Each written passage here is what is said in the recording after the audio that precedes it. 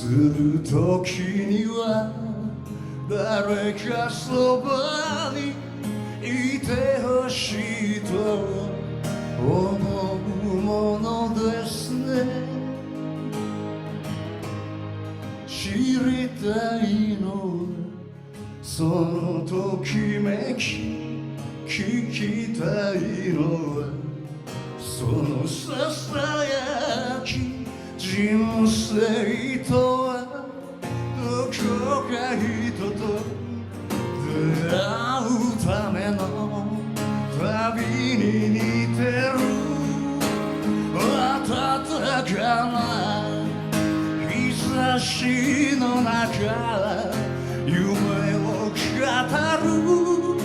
あなたがいる。振り返ればいつもそこに数えきれぬドラマがある。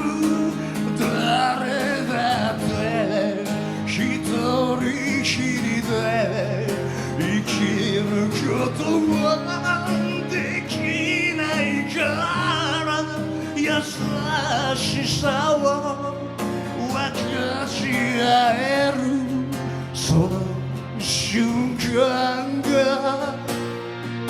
何よりも愛しい。